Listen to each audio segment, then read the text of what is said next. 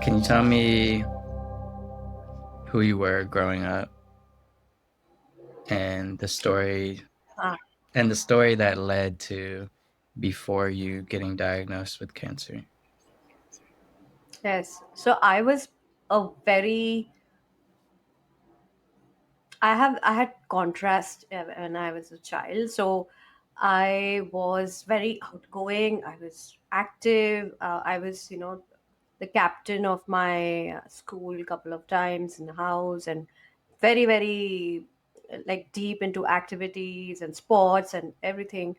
Uh, but I was also introvert in the sense I never used to discuss a lot of my feelings and my hurts from people. And I used to just be very angry, didn't know how to process it, didn't know how to react to it. I lived in a typical joint family in India, and I think I was the black sheep because I was very curious as a child, always open to trying out new things. But in my family, there was restrictions, and there were things which we were forbidden to do, and also we were very protective as a family. Like we always had a chauffeur in a car. We never drove ourselves. Mm-hmm. We always were accompanied. We were never left alone. And I was ambitious. I was damn ambitious. I wanted to just get out of the small city and be independent, earn my own.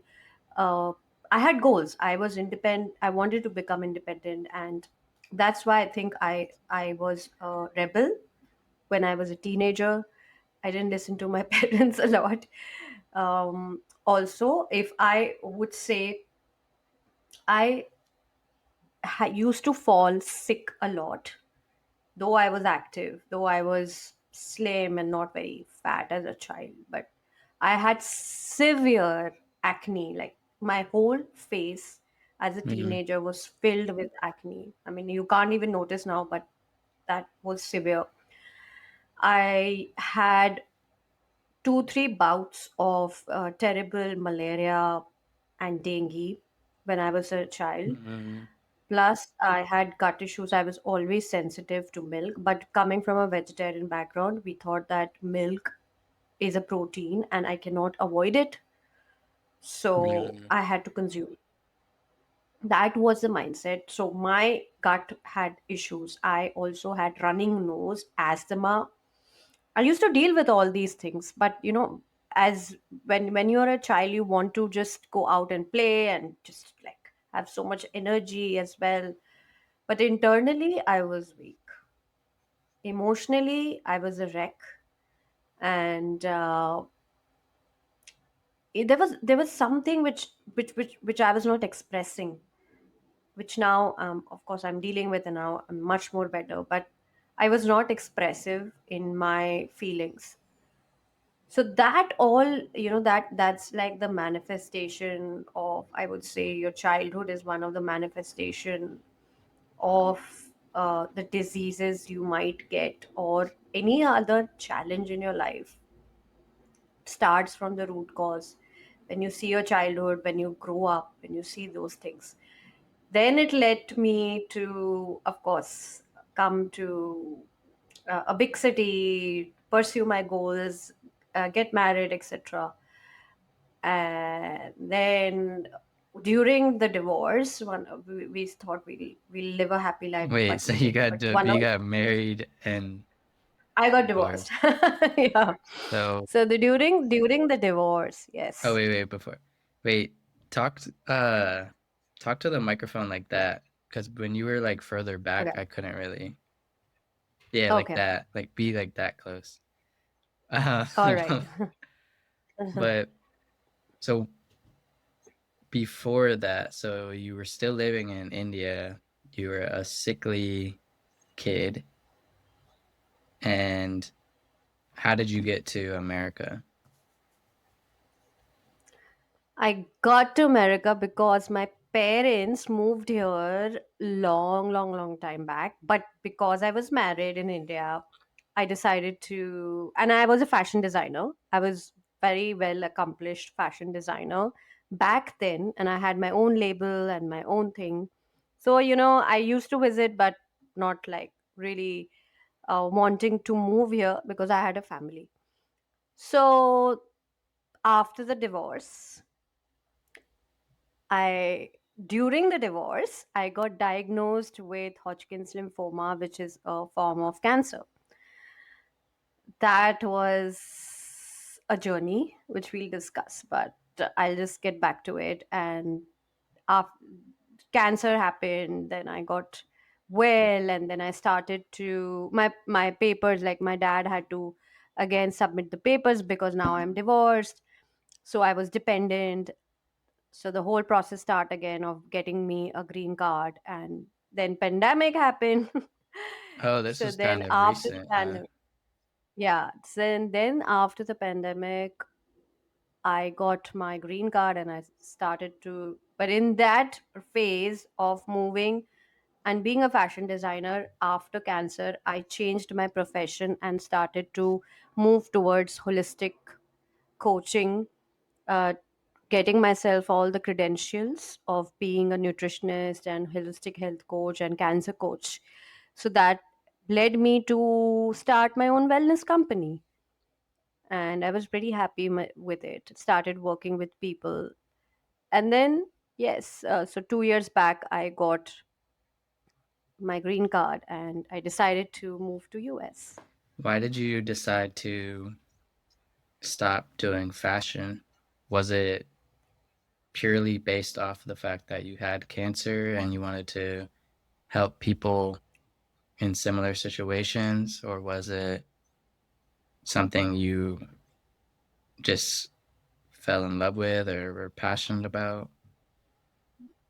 It was pretty organic, I would say, because the whole thing about me discovering these holistic therapies during cancer and connecting my mind and body and delving into this world where we can take responsibility, we know what our body feels like you're so healthy. um I feel I'm more healthier than my 20-year-old self, and you have so much energy, so you want to, like, you're so passionate about it. And I started talking Um, about my journey, and I realized that I'm talking more about health rather than fashion. I mean, fashion is my first love. I come from a background of fashion, but still, during cancer also, I got this. When I was meditating, I thought this: if I get well, I am going to pursue this. I'm going to do something about it. I'm going to just talk out to people, share the wisdom, share the knowledge which I've gained, because there were not many people who were talking about it. And this, just purely out of love and compassion, I started talking about my journey, and people were like, wow, I want to learn more, I want to know more. And people invited me to give their talks. I did so many seminars, workshops, etc., and which was very, very, like, out of just curiosity as to how and what is going to lead to. And I saw myself having more love and passion towards health. And I also wanted to get, I never wanted this disease to come back, so it was for me an impetus that, okay, if I learn more things, I will also protect myself. And I love connecting with people and so on. um, it also makes me, it gives me some sort of validation. I don't know what, but I thought that this is an amazing field to be in because there's so much to do and so much wisdom to share. So yes, that led me to pursue uh, the wellness journey more than fashion. I had to take a decision. It was very tough, but yeah, I wish I could do both things, but no. yeah. How did how did you feel when you were first told you had cancer? Like a bullet in my brain. That's it. That's all you I felt. can't hear you. That's all you felt. Yes, I felt like a bullet in my brain. Heck, What just happened here? Um, What just happened? Yeah. how did you It was process tough it, to you know? comprehend. Yeah. It was very tough to comprehend. A 34-year-old healthy human being, never had so any history of cancer in the family, Mm-mm. all of a sudden gets this diagnosis of immune system cancer, which has nothing to do with any. I mean, I didn't know what is immune system there that time.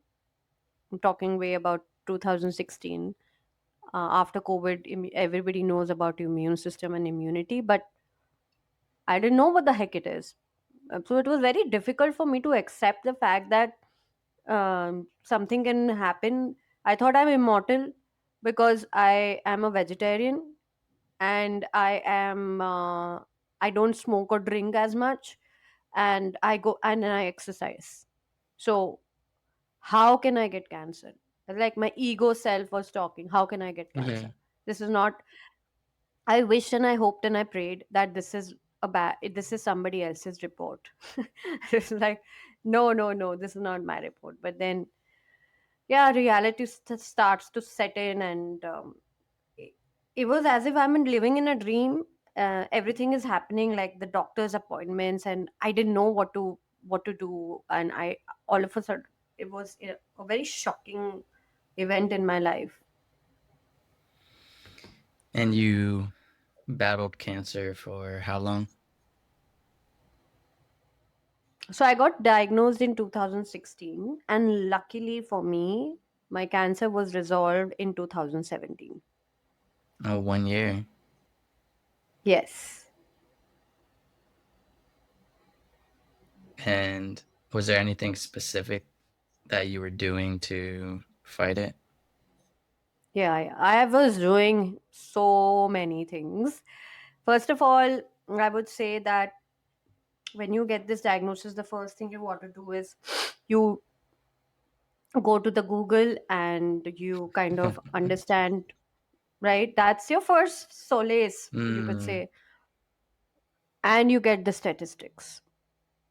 This much person, I was stage 2 at the beginning. I was like, this person had the Hodgkin's lymphoma rates and survival rates and the relapse rates, and those were pretty scary.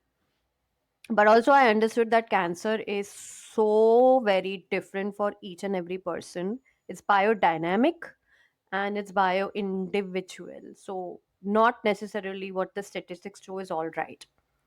So I was like, okay, let me just, try and understand the root cause. And what I mean, the doctors don't have any answer when you ask them, listen, I don't have a history of cancer, tell me the cause, what happened here. So they don't know, they don't have the time, they don't really sit with you and understand. They just give you like what to do: chemotherapy, radiation, surgery, immunotherapy, all these are the answers.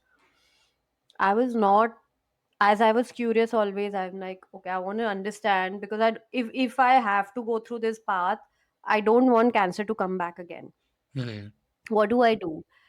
So you meet people who have gone through it, you read books, you start learning, podcasts like these, or podcasts, or that time obviously there was no podcast, but some people were talking on YouTube and maybe on Instagram. I don't know, that time Instagram was also very famous, but uh, it made me realize that the cancer cells can get triggered by emotions, number mm, one.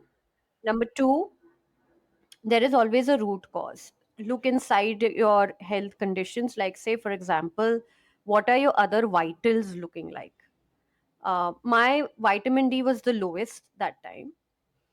I had PCOD problem, polycystic ovary syndrome. That means my hormones were displaced, like they were not satisfied. I had a lot of acne. I always had asthma issue, and like my nose was running, and I was dairy intolerant. So these were my body were always giving signs and symptoms of inflammation. And cancer starts with inflammation, with the hormonal mm, imbalances, with, there are small, small little things adding to it. So cancer just doesn't start all of a sudden. It takes years and years, and to that, stress can trigger it more further. So obviously, I was going through a stress period. Was going through a divorce that was not easy. Oh, that was during the time you were going through a Yes, divorce as well. yes, yes. So 2 years before that, somebody asked me, an integrative doctor asked me these questions, like, interviewed me as to what was happening 2 years back. So I told them this, and I just realized that, oh my god, I I was in this state of flight and fight and freeze mode. I was all this high alert. I was craving sweets. My body was bloated and gut problems, and I was falling sick, and I had acidity, and all I was doing was masking them behind a pill. Mm. Just taking pills and pills, not sleeping well, keeping the stress to myself, not really opening up, not working internally with my emotions. So that has to manifest somewhere in the body. And that realization was such an eye opener. That was the turning point. And I said, okay, I'm going to do everything with to combat this. So I started on this journey. This is not an easy journey, I'll tell you. It's not an easy. Started with yoga, breath work, pranayama, meditation, really working on letting my emotions go and working on forgiveness, because I was angry on everyone and I was blaming everyone for my situation, including my parents. What were you doing before? Were you doing any type of health practice before you were diagnosed, or it was only once you were diagnosed, so now I have to start taking care of my health? No, I was not doing anything. I was just playing. I just started. I remember I was playing badminton. I started doing a sport and I was enjoying it. And the tumor, actually, I started feeling here on the neck. I thought that I might have made a bad throw in badminton. That was my theory. And I told my friend that, oh, listen, and my shoulders were hurting, everything. I said, my God, like, I think I made a bad throw, or I made a bad, something happened where my shoulders have got dislocated.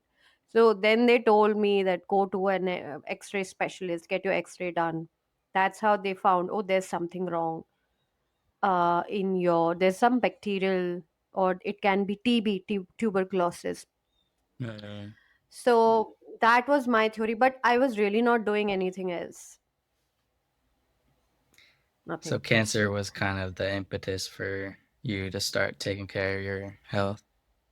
Absolutely, yes. I feel very, like, most of the people, when you're at the brim of something, then you start to change, right? Yeah. Unfortunately, a lot of people with health conditions were like I've seen so many patients who, like, got an heart attack or cancer. Now they're ready to change because something drastic has happened, because they don't know, like, there's no knowledge. I mean, the doctors, you go to the doctors, they don't see you emotionally, they don't see you, they see you physically. But what's really going Mm. inside with the other ones, everything is compartmentalized. Hmm. The entire body is compartmentalized. You go to the kidney doctor will say, okay, I don't have anything to related to the liver. You go to a liver specialist, you go to the hematologist, you go to this, I mean, but look at the root cause, why the body is in dysfunction. Hmm. So unfortunately, it's and people don't, it's so, I always tell, take responsibility of your own health in your own hands. We just rely on doctors, not, it's your own body, god damn it, like, really understand deeply, be intuitive. So Yeah. I actually am very grateful to cancer, to be very honest with you, because I wouldn't have been this person, or I wouldn't have been so in tune with myself Yeah. and Sometimes so healthy. it takes Yeah. people to hit rock bottom for them to be humble enough to take responsibility, because now they've seen the worst of what could happen. And if you don't want it to happen again, you have to do something to change it. So right. Absolutely. Bang on. And now, where are you now? You started Awana. Is that how you pronounce it? Awana Health. Awana, yes. Why'd you do that? Yeah. Reason, I was working with a lot of nutritionists and I was working with a lot of people who were in this health and space. I was working for them and taking care, and I was working as a health coach in a corporate firm where I must have seen or at least spoken to 100, 200 people. I used to make their charts. I used to make their, analyze their blood work, understanding the root cause, talking to them emotionally, like sit one on one. Realize that, oh my God, like this is such a interesting way of dealing with people. People were getting better. People who were suicidal. I remember this case so importantly that uh, this young guy who I was working with, he was suicidal. I said, I want to give my life. I just not enjoying my work. He was at a very good position and his vitals were very low. And all we did was changing his lifestyle and taking care of his vitamin D. And in the Mm, next 3 months, he comes to me and tells me, "Oh my God, I'm so full of energy and I'm working in a community and I've the whole family is now cycling. They started cycling." So I realized that, wow, I mean, if you talk to someone emotionally and you remove the triggers, you make them understand, you work with them with all the nutritional aspects, with the supplementation, etc. It works like a miracle. I mean, you don't even understand. It's so powerful. So then it made me realize that it's time for me to start my own journey as a wellness expert. And I mm. collaborated with doctors and healers and yoga therapists and everyone because I wanted this one platform where people just come in and we give them the entire support system, like a 360-degree approach. And it started during COVID. And since then, we have healed and helped. I won't say I have healed, they've healed themselves, but we've helped a lot of people with cancer and other chronic issues. Yes. What do you usually tell people who are diagnosed with cancer? What are some words that you tell people with cancer? I say there's always hope and that look into the root cause. And again, I would say doctors will be doctors, but it's your body, so decision is in your hands. So take a wise decision. I feel very sad and bad for people when people are there in their 70s and 80s and they have to go through the torturous treatments of chemotherapy and radiation. And I was talking to someone like one of my friend who's a cancer scientist, and he was mentioning that very few people at that age can survive those treatments. Those treatments are extremely toxic. Yeah, Extremely because toxic. it kills your good and bad cells. It kills all your cells, right? So it's like, how is that really good? Yeah, I mean, actually, I really want to pinpoint, and I'm living in this country. The choice, Mm, the choice should be in your hands, not in your doctor's hands, to choose the treatment. Even if you want to work as an holistic practitioner, they should be licensed, and whatever, they should be given enough stature in a society that it's a human's choice. It's that person's choice because it's his life that go to any path. And why not work in an integrated approach? Like, why not the conventional therapies work with the holistic therapies together? That I've seen mm, people getting out of yeah. cancer in much more faster way when you integrate the both approaches. And there are doctors who do it, like they really take care of the diet and everything, but then we have a long way to go. So I feel that there is a huge gap and that gap needs to be filled in. But now let's see. I hope that people understand and people just don't get this fear. I mean, cancer, the word see is so fearful, right? You only see death. You only see Mm, death. That's the basically what we see in the movies, or we see, okay, uh, Either you'll get a relapse or your life is just about to end. That's what you see about it. But now Yeah. people are getting faster and better with all the technology and with all these other things. So I feel I'm very hopeful. Let's see. What is your vision for the future? My vision for the future, I was asked this question by someone when I was forming my wellness company. My vision of the future was, first of all, when I was in India, to see India cancer free. That was my vision. And now I want to actually also promote the holistic approaches here in US. So my vision is to create an impact in the world where I see people not only cancer free but really thriving, like thriving it. Because there is a way, there's always a hope, there's always hope and possibility.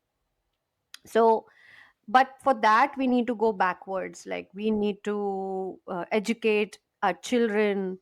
We need to do so many things, spread awareness about medicines, about processed foods, about what they can do to lead a healthy life and stay away from cancer.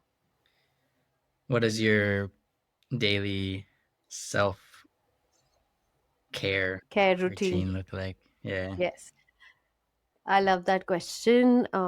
First of all, I get up in the morning and I'll drink various kinds of waters. I'll start with the lemon detox water. Today I did a cocktail of charcoal, and I did like a diatomaceous earth. It cleanses And your gut. So I'll do a cocktail of waters. I love the water. Then I'll meditate. I'll meditate at mm, least for 20 to 30 minutes, calm my mind down. I will visualize my day before it begins. mm, How am I going to do? Because I want to have this calm state of mind with all the situations I'm dealing. Then I'll send healings to all my clients whom I'm working with, actually. That's something which I love to do. And then end it with my gratitude for like I'm getting up. I still am breathing. That's enough. And that's like I never compromise on these two things. Then obviously movement, and then you would want to exercise. You do yoga, do pranayama. So, three things which I make sure that I do every day. what does your meditation practice look like? Do you just sit there or what? I do different types, whatever my body feels. Sometimes I'll just breathe, sometimes I'll Mm, chant, mm. sometimes I'll just put on some meditation tape and start just listening to it, or just sound healing. I like sound healing, Oh just yeah, that's a good one. background.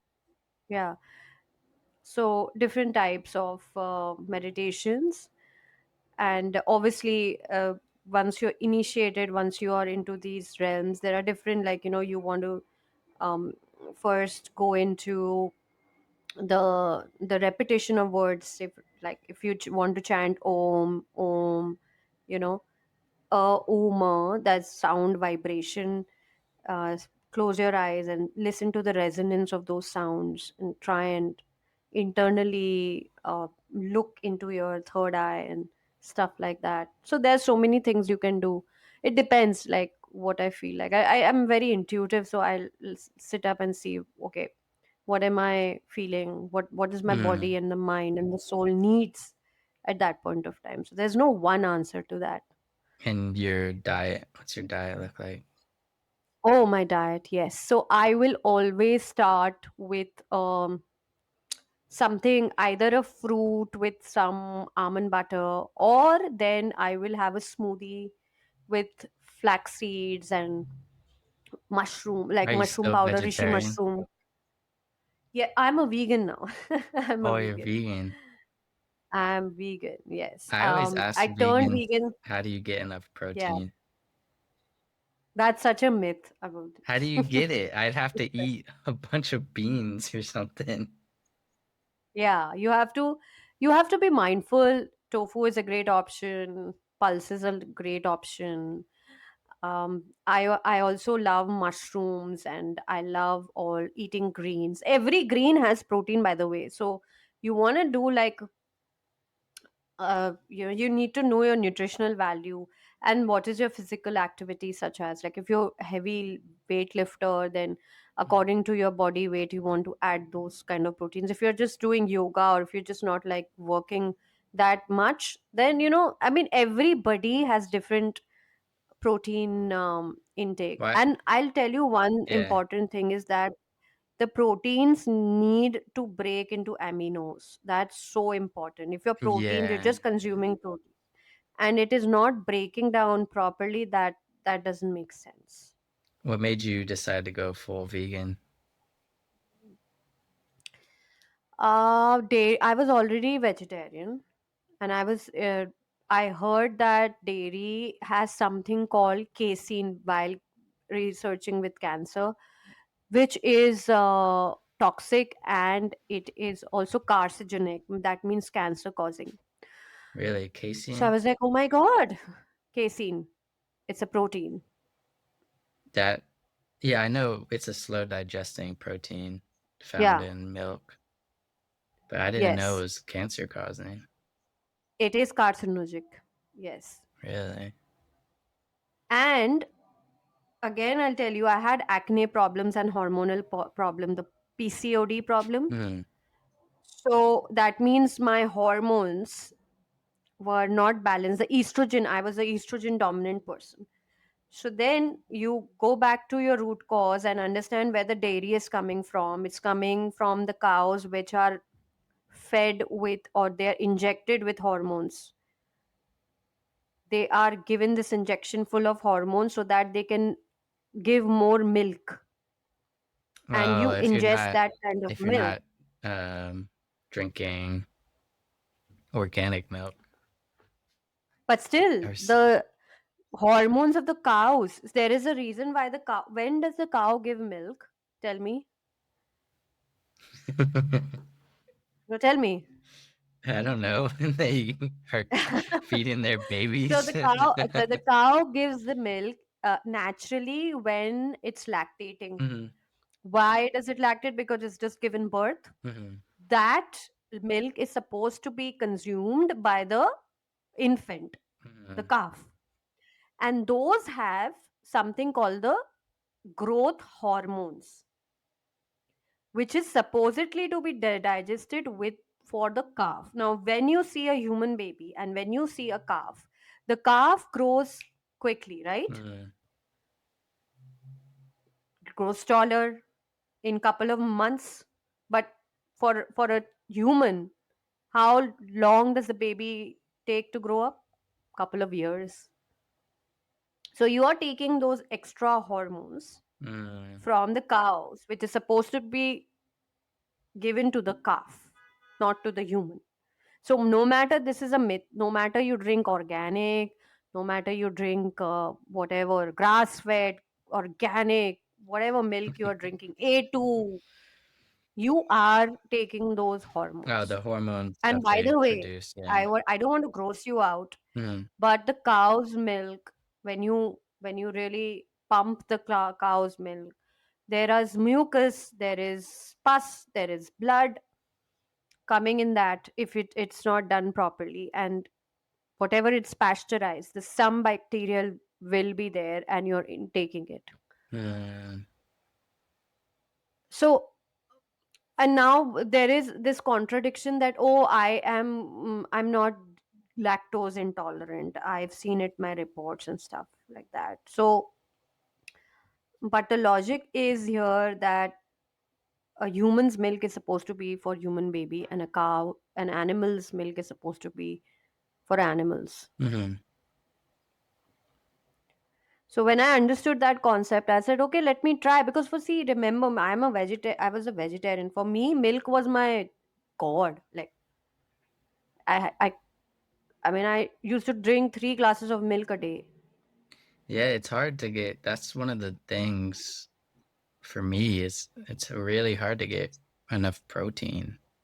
I think because if you compare one piece of chicken to a piece of tofu or something at the same proportions, you'd have to eat double or triple the amount of the vegan option to get the same amount. But you could always combine it with the beans. I mean, I would say don't go in that Mm-hmm. whole mindset of, see, it's the aminos. You need different kind of, you need you need different kind of things in your diet, not only protein. So we are so fixated on protein that we forget about whether it's converting into aminos or not, whether it has the other things for it to break down. We need other essentials for it Mm-hmm. to digest it. How is our gut? What is, so I always ask the people very simple question. This vegan and non and being an like a meat eater, this is such a rage on the Instagram. Yeah. Like people hate, like there are two sides of it, right? Yeah. I always ask you, okay, what is your purpose? What is why? And in India, in being a yogini and being into yoga and stuff, or coming from a spiritual background, what is the purpose of your life? It's a deep question. If your purpose of life is delving into spirituality, then you would want to take the necessary back, trace your steps. I would not understand that a spiritual person would do something or eat something or which will harm the others. Mm. If your purpose is not spirituality and just bodybuilding, then go for it. There is nothing wrong or right. But what is the purpose of your life? That if you see from that perspective, everything starts to come in place and you'll be able to make that choice very easy, and your body will support it, your gut will support it, your body will be able to process the information because it's coming from your mind, See, because there is I clarity. considered that one because I'm both spiritual and bodybuild. Okay, so no, you have to choose either one. You can't like do Why? this. Even Why? if you, Why do I have to choose because okay, tell to me, be both? what is more, you have two things, okay? uh what is, ask, just see yourself 10 years from now. Mm-hmm. What do you want to do achieve? Do you want to achieve more peace, or if you want to achieve a good looking body? Both. Okay, let's see. Both. Okay, so both. If do you think that if you'll have good looking body and you won't have peace, You think how would that sound? you're saying if I had a good looking body, I wouldn't have peace, or what? No, and you don't have peace. Oh, so there would have to be a trade off. You're saying there's some sort of trade off. Yes, yes, I'd rather have more peace, right. So for peace now, and what is your concept of peace? low to no stress in life, surrounded by love and compassion, Lovely, a beautiful. quiet solitude, and finding happiness in the simple things in life. Right. That's very nice. Now, what do you think if your body, Mm-hmm. you eat what you become, you know this concept? You eat and you become what you eat. I'm gonna become a pig if I eat bacon. Now, the attitude, the kind of horridness, the kind of Mm-hmm. see, if you are eating someone who has gone through a high cortisol state, a butcher Yeah. kills someone, like just chops off. That heightened state of hormones are there in that meat product which is coming on your Yeah. plate. If you eat that product, you will also get that spike of cortisol. It will not only mess with your system, it will also mess with your brain. When it Right. messes with your brain, it changes your chemistry of the gut, it changes the chemistry of your brain. It will really lead to you producing more cortisol. Unknowingly, you will start producing more inflammation and cortisol. That will, now it doesn't happen all of a sudden, it will takes time, because if you're eating meat for a long time, it will take a long time to process it. Then it changes a whole lot of things in your brain, the brain chemistry, everything. And that can lead you to have more anxiety, more depression, more not at peace with yourself and your body. So if your body is not at ease, how will you think that you will get the peace in your life? I think in my mind, I don't think it's just what you eat, right? I said what you become, what you eat, because you get any everything is energy. Any and everything, food is energy. What are you ingesting energy of a dead animal on your plate? Is Yeah. it alive? Is it like um what is like, it's a low vibration because that human that person sorry, that animal is killed. It's in a low vibration mode. There is no life in it. Hmm. But if you eat a plant, the life of the plant remains in it. It is not killed. But isn't it The fruits, they harm. The fruits, how long does it get take the fruit to get stale? like a week? It's 5 6 days, a week. You're eating a live food versus a dead food which doesn't have a vibration. So it's a Hmm. matter of the eating a high vibration and the low vibration food. When you eat a high vibration thing, you automatically feel lighter. The whole purpose of giving eating food is to make you feel lighter and not bogged down. Hmm.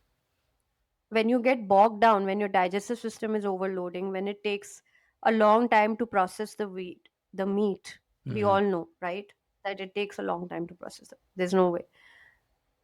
The digestive system gets overloaded, and your digestive juices, everything takes time. So over in a long run, when your digestive system gets overloaded, and sometimes it starts to produce toxins in your body. Hmm. So do you want more toxins? Do you want the live food which is easy to digest and doesn't produce any toxins? Are you asking me? No, I'm just giving or like everyone some sort of a differentiation as to understand that I'm not here to just promote veganism or vegetarianism. I'm here to give you answers as to what is the purpose of you choosing a diet. Hmm. And people say, oh, veganism is sham, or non-vegetarians, like they hate non-vegetarians. I'm saying, why do you hate? You just, it's a choice, and the choice Oh is yeah. behind the choice is the purpose of that human being. So Well, because a there's lot of nothing wrong and vegans right. are they're activists. That's where they get this hate from because it's like Yeah, I think it's too I extreme, right? I mean It's too that's everything extreme. today. Everything is politically Right. correct. Everything, if you say one thing, then you're the whole thing, you're the extreme of it, even though people are extremely diverse and complex. We're not just one thing because we believe in something or because of our diet. And we can also be two things at the same time. But I think Right. what's wrong with a lot of the vegan activists is they see as people eating meat, you're supporting the industrial farming method. But to me, it's just easier for me to because I weight lift and I have to have like 100 to 150 grams of protein a day. It's just way easier to eat a piece of chicken and get 40 grams of protein than it is to try to eat a bunch of beans or tofu. Yeah, I mean, it's a metaphor of convenience for you, Yeah. right? That's what I said. I mean, see, that's what I said. It's nothing wrong. You just need to be mindful, okay? Are you, what is the meaning and purpose of your life? Why do you want to choose A thing over a B thing? If that is very, Okay. the choice is clear, automatically you will do the things you want to do. Like now, okay, for me, um, I somehow, what for me, why veganism was a choice was because of health. I saw the difference in my acne. Like, look at my skin; it's all clear because I stopped dairy. Number two, my PCOD problem went away, my asthma went away, the anxiety went away just by me giving up dairy and eating more plants, giving up the sugar and processed foods. So I made this relationship with my food. Oh my Mhm. god, like this processed things and all, it was killing me, and I'm not feeling well. So that gives me a proof of concept that I want to stay this like this for a long time. Yeah, I think that's I'm another. 42. You said you're 42. Yes. Oh, it's I'm my birthday 42 today. now. I forgot. Oh, I wow. took Yeah, Happy today's my birthday. birthday. I just turned 30. Wow. That's amazing. Great. Yeah, And you're doing the podcast. I feel honored actually. Thank you. because I'm doing a podcast. So, well, I mean, I just see my birthday as any other day. So, um, yeah, ever since I started pursuing like my passions and what I want to build, I don't see any given day as different. I see Mondays the same as Saturdays. I see Saturdays the same as Fridays. There's no concept of the weekend or holidays. I mean, we could celebrate them, Right. but if I have something to do, it doesn't matter what day it is. It doesn't feel like if you as if you're doing a task. That's what you're trying to Yeah, I say. just do It's it. just feels very, Yeah, I just do it. yeah, So, nice. but Good. what were we talking about? Your birthday. No, we're talking about why we eat. We are talking about the diet aspect as to a proof of concept. So for me, the veganism or eating a whole plant-based diet was a proof that my health is getting better, and I feel better, I feel lighter, and I want to continue it. And then it becomes a lifestyle. It Yeah. becomes so deep because there's something which changes inside you. You are more compassionate. Your anger goes away. That's why I said you become what you eat. I felt it. I felt it really, like the Mhm. person I was and now the person I am. I have more patience, and I have more perseverance. I have more. I don't know. Somewhere my anger is not there. I'm more patient with people. So that all is very deeply coming from the holistic lifestyle I have chosen for myself, and diet is extremely important for me. The kind of diet I'm putting myself, because I don't want to feel the way I was. Like, I was never a morning person. I always used to get up 9, 10 o'clock in the morning. Now I can wake up like easily. I don't need an alarm clock for 6, 7 o'clock. So Yeah. these small little shifts, you see that the body goes through. Then why would you want to disassociate with something? What is your background in spirituality, faith, religion? What do you believe in? I believe in one supreme power for sure. I don't idol worship. I'm not a big idol worship. Coming from a country where we go to the temples and stuff, Yeah, I've never seen in my family. There's so many. I Yeah. was studying some Indian religions, and I personally read the Bhagavad Gita, um, just casually, like I'll read some of the stories in there, Versus. and they're Okay. good. They're Nice. good to get you in this mindset of like you're just there's more to life than just you, and it's Yeah. you can Yeah. do a lot with your life. You could serve humanity. Absolutely. Absolutely. Yeah. So for me, it's like spirituality is, what are the smallest things which you want to. It starts with how you are treating people. It starts with how you are. What are your value systems? It starts with how you are as an entrepreneur. As how do you want, what purpose are you living for and creating a difference in people's life, as you said, serving.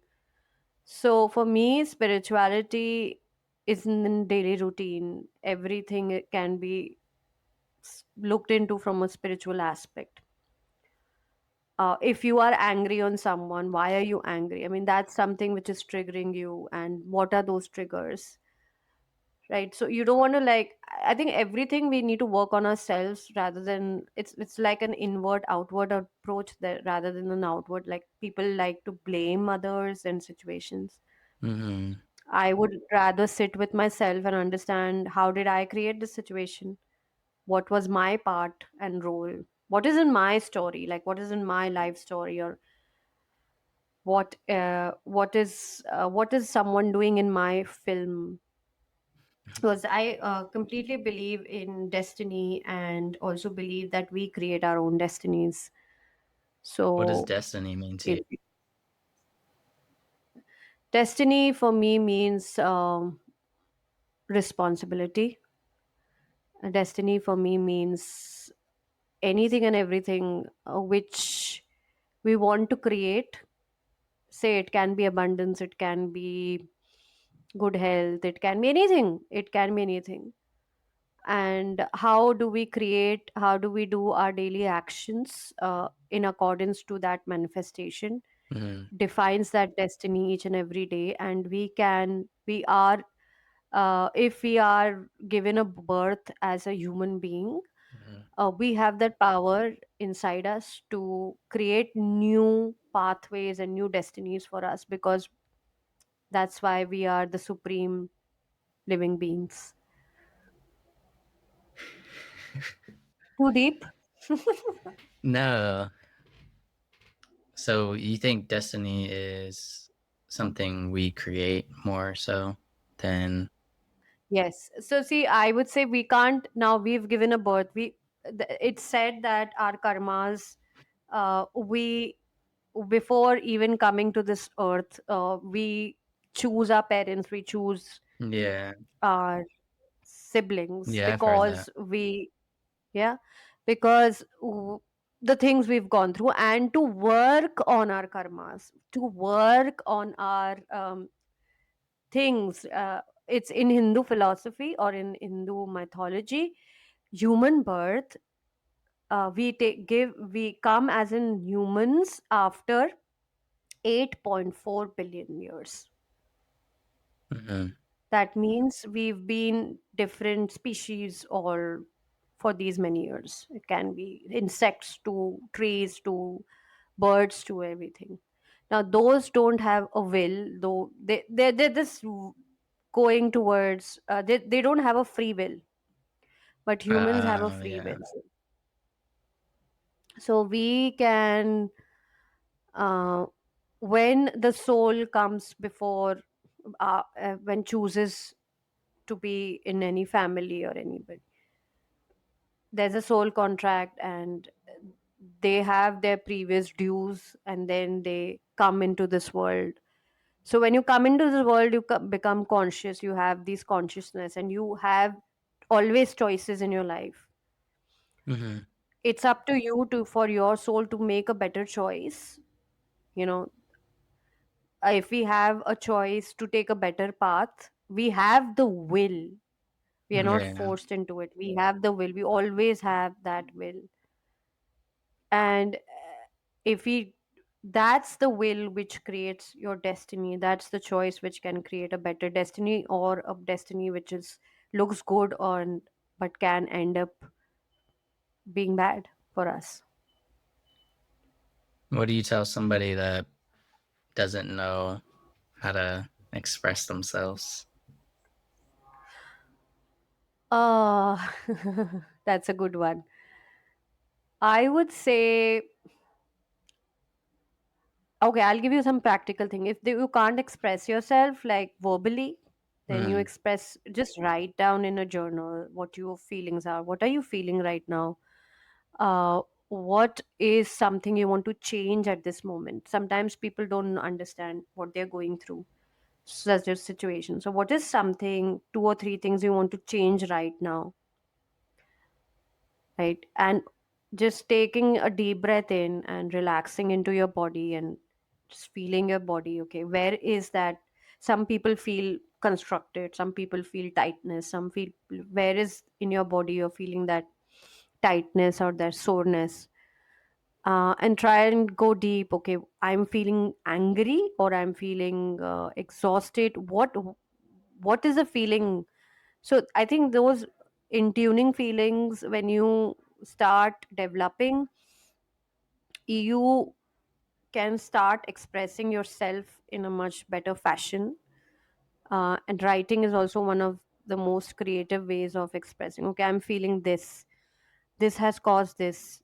Uh, why did I feel this? Like, going more into deep questions like that, and then realizing, reading it all over makes you like, sometimes when I did this thing, I said, oh my God, this is so bad. Like, I felt like so much animosity for this person because of this stupid thing.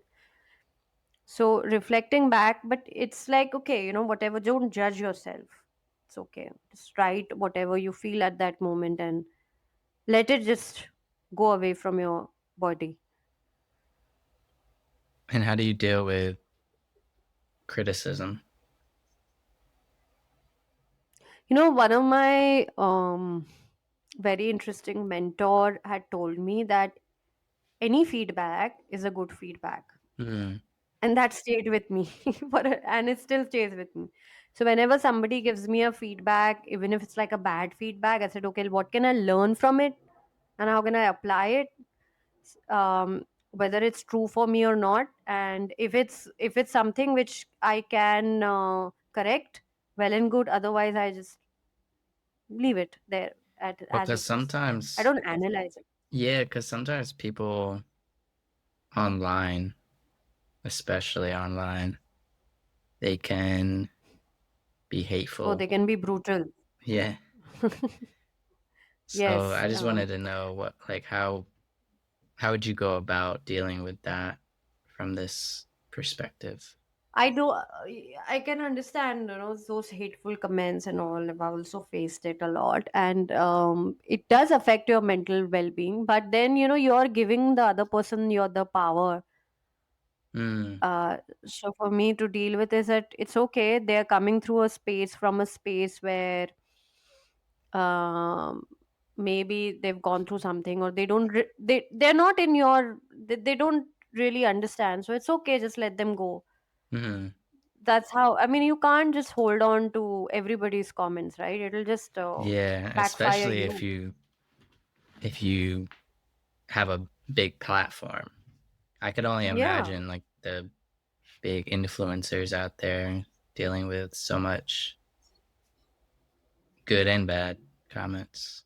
yeah, yeah, absolutely. Shruti, do you have anything you'd like to tell the audience before we conclude? um all I want to say is that, you know just as you are quite young, and I'm sure you have young listeners, so we just did some research, and I just heard about a few researches which was going, and because I am in cancer coaching, I would say cancer is becoming another epidemic, and I'm 70% of the cancers. is because of the lifestyle. And we have a choice right now. You have a Mm, choice either to feed the cancer with your lifestyle choices, or to prevent it. So I'm again saying the choice is in your hands. You want to not only look after yourselves, but care for the generations coming after you. Because if you'll get cancer, and if it spreads into your genes, or your genes get, say example, malfunction, you are going to give these genes to the next generation. So the choice is in your hands to stay away from it, do something about it, prevent it, or then, you know, just wait for it to consume you. So just open your eyes, take responsibility. Don't uh, be mind like, I always say, be mindful of each and every decision you want to make in your life. And that decision begins when you start coming in your 30s. I wish I knew a lot of wisdom before, in my 30s and in my 20s. And that's why I like to share this, so that people can open their eyes. So all I want to say is, be mindful and, enjoy life. Don't stress over stupid small things which will leave you anxious and helpless. That's it. if there was something you could tell your younger version of yourself, what would you tell her? I would say, uh don't be so anxious about your future. And just enjoy life, be present. I was not Mm, present, really, I was not present. Be present and love each and every moment, because you never know what's going to come ahead. I never knew I will yeah, get cancer, right? So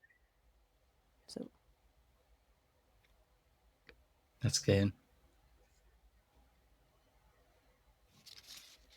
Shruti, what is something nostalgic that you'll never apologize for the time you did? So this is like the question from the game. Share something nostalgic oh, about okay. a time I'll never apologize for. My god, okay. I think I'm not going to apologize. I had to really dig deep into it. I'm not going to apologize that I got married to a person of my choice. You did or you didn't? I did. I'm not going to apologize for the time. I had a good time with him, so I don't want to apologize for. Uh, like, I was feeling very sad. I took this responsibility, and I was hating myself for getting married, getting into the situation. But Mm, now I don't want to. I just want to let go. It's okay. It was a part of my destiny, as I created it. So I want to just forgive myself for that. how common are arranged marriages in India?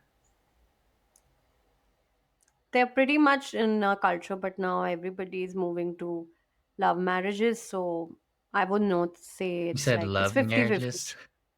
Yes, it's So a lot 50-50 of now. arranged marriages aren't loving? Some people like to elope. Elope? There are a lot of couples who elope. Yes, still in, yeah, I mean, they go against their parents, Um, and they just, but I think let's say 50-50. hmm. Some people in America, I think, would benefit from that Yeah, because I, we're in I this think so. It's a nice, loneliness epidemic. We're lonely. yeah. So I think having that in America would actually benefit us. Let's open a marriage bureau. We'll arrange Well, that marriages. and because, so many people are connected online, but we're not connected in real life. Yeah. And we have this disconnect between online and real life, and then it's not the same when we go into real life and trying to meet people. And even now, a lot of the marriages declining, birth rates are declining. So it's just not looking good. I heard you. Yes. All right, Shruti. My final questions. The first question is, what is your biggest regret? My biggest regret. Don't have any regrets as such. My biggest regret. Yeah, I mean, I've forgotten. Like, I firstly, if you would have asked me this couple of years, I was like getting married. Like, but now I don't think so. I have any regrets. I've lived my life pretty nicely. Why do you think marriage was so? It sounds like it was hard for you. Why do you think it was so hard for you? It was hard because I had to. First of all, I loved the person very much, and gone through a lot of mentally abusive and physical abuses, and it was hard for me. And I had to take this decision, which killed me. Like, I didn't wanted to make an impression that, I didn't want to bother my parents with my load. That's why I kept a lot of emotions to myself. But it ended up hurting me instead of anybody else. Hmm. So, and it was my decision, it was solely my decision to get married to this person. My parents, my mom pretty much was not in favor, but then, it's Hmm. like sometimes when you're young and you're like, oh, you are so much in love, and Yeah. this is it. Yeah. I learned a lot through my marriage as well. You were married? I'm still technically married. We're separated. We've been separated for 2 years now. We just haven't Okay. finalized all the paperwork and stuff, but we haven't been living together for basically the last 2 years. And Right. yeah, I don't regret it either. I'm kind of on the same thing as you. It's like I learned so much about myself and standards and the values and the person that I look for that I do maybe want to get remarried one day to somebody Oh, that's great. That's and great. have more kids. Lovely. Nice. Like that. I like that attitude. Very good. Yeah. My next question is, who or what has made the biggest impact in your life? There are not one person, I would say. There are so many people, but I want to start with my grandfather, my late grandfather. I've seen him with such a large, big heart. Uh, he was like so compassionate and so loving, and very, very much had these beautiful passions like painting, and very artistic. And I've seen people coming to him and talking about their problems, and he was always very keen listening to it, and he had like a grandeur about him. The way he handled things after my grandmother passed away, and how simple things used to really make him happy. So I that impacted me as a child. And then Mm, so many other mentors I've had in my life who has impacted my thinking. So there's not one particular person I would say pinpoint. So many others. mm. What's one lesson that you had to learn the hard way? Oh God, so many lessons. Self love above everything else. When did you really start practicing self love? In the last 2 years, actually, has Oh, really? been quite revelations. Yes, I was in the process of it, but when so I was kind of seeing someone, and somebody broke my heart, and I was like, oh my God, this is it. I cannot deal with this anymore. And I understood that I am keeping others on the pedestal and not myself, and just had to let go of this people I was actually attracting in my life who were so selfish. And why was that happening? Because I didn't care about myself. Like I thought I'm not that worthy of love, Mm, and so I wanted to understand myself before coming into this world of dating again. And I understood that, my God, I don't love myself, don't prioritize myself enough. And mhm. once you start doing it, you That's will, huge. Yeah. there's a huge shift. Like you'll start getting more peace with yourself. Like, like whatever you're doing, you're more peaceful at it, and you're more, it doesn't matter to you if you take responsibility. Self love is also being self happy in your own space and in your own things. So if you stop seeking validation from others, it's also self love. That's like a huge shift for me, and I'm so happy and I'm so grateful that that incident happened, because it wouldn't have made me realize these one more chapter in my life. Yeah, and I think what's happening today is that people are they're either settling or they're getting into relationships because they feel alone and they're just They feel a void. yeah, and they just any glimpse of attachment or love, they want to hold on to that. And yeah, just So true. So true. Yeah, that's right. I think that's what makes dating hard today is because like I was saying earlier, like we're disconnected, but then when we finally find maybe a glimpse of love, we want to hold on to it. Yeah. But I think practicing self love in whatever way you want to practice that, getting to know yourself, doing the things that you love to do, not settling for just anything that comes your way, I think will help. So I think not settling. I think once even you understand that self love is that you would not choose even if you choose, it will be very easy for you to let go. Mm, You'll not get attached to it. The whole thing is about, we, as you said, we get attached to things and peoples very quickly, as if mhm. they are someone who's going to redeem us. Or we They're feel like not. we You need are. somebody too. Like We need someone. I Yeah. need somebody. Yeah. And more Versus your often, wants. yeah, and more often than not, we just need ourselves. Take care of Yes. yourself. Yeah. Absolutely. Have you been dating recently?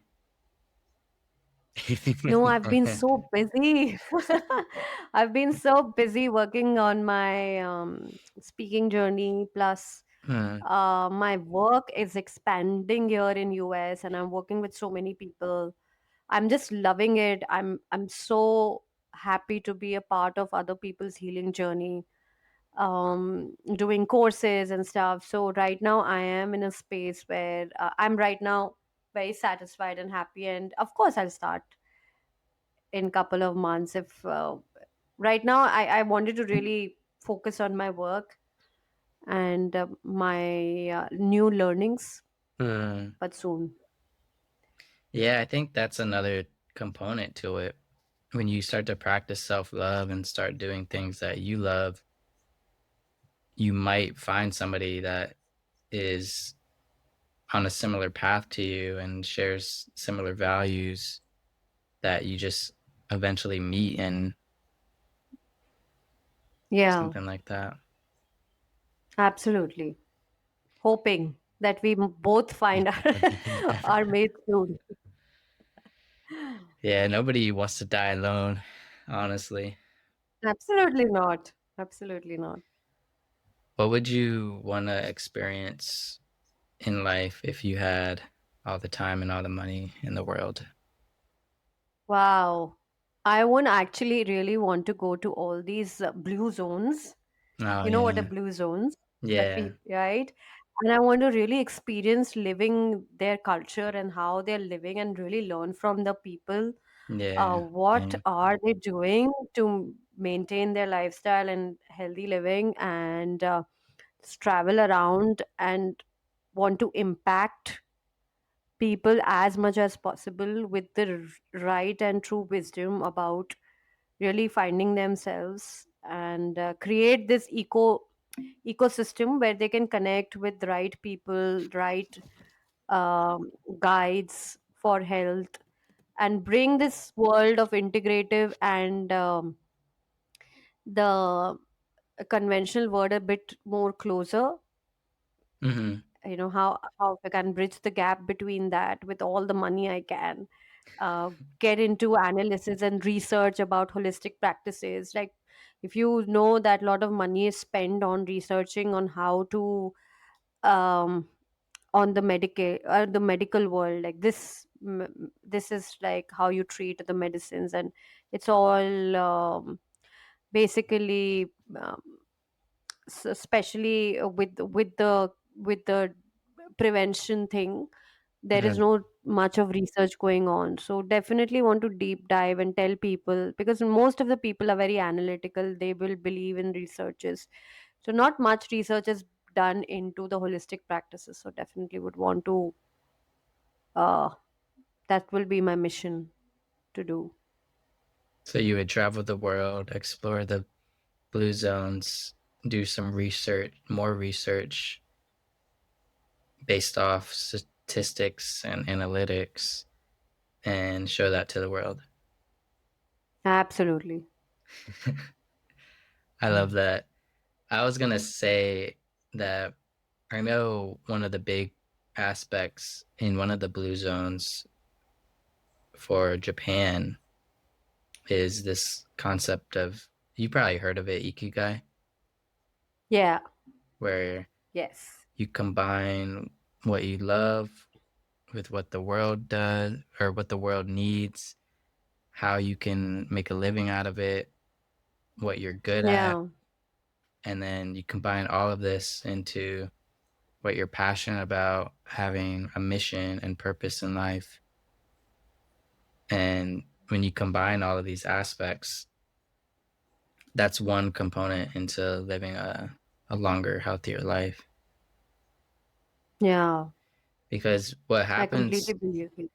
yeah, what happens is you probably heard of this statistic where a lot of people who retire and they just have this pension, their life expectancy after that is like, it's between 10 to 15 years or something, or maybe like 5 to 15 years. It's not that long because after Yeah. retirement you don't have a true purpose. You're just living. Right. Right. That's why I don't believe in retirement. I believe you a retirement should just be something you're it should be ikigai. You should be doing something you Yeah. love, your purpose, and a mission that serves other people as well. Absolutely. You're so right. And then you can live forever. Yeah, you can live forever. Well, you live longer with a purpose, I think, Yeah, opposed to somebody without a purpose. for sure. 100%. Is there anything about your journey that you'd like to tell somebody, whoever's listening?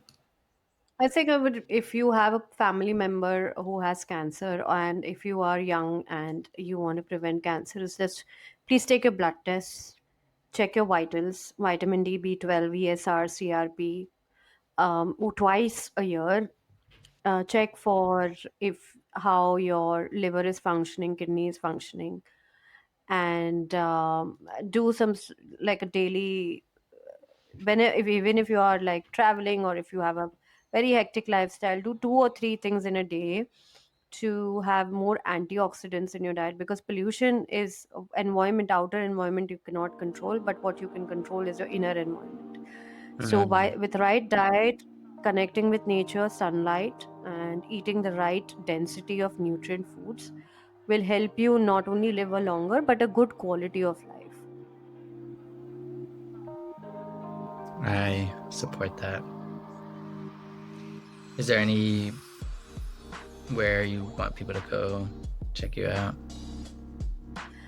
Yeah, they can log on to my website called www.awanahealth.com, AWAANAHELTH. You can find me on Instagram, on Facebook, YouTube, LinkedIn. So check it out. Shruti Seti, thank you for coming on. Thank you. It's been a pleasure, and happy birthday to you once more. Happy birthday to myself. uh, and as always, everybody stay curious. Don't give up. You got this. Peace.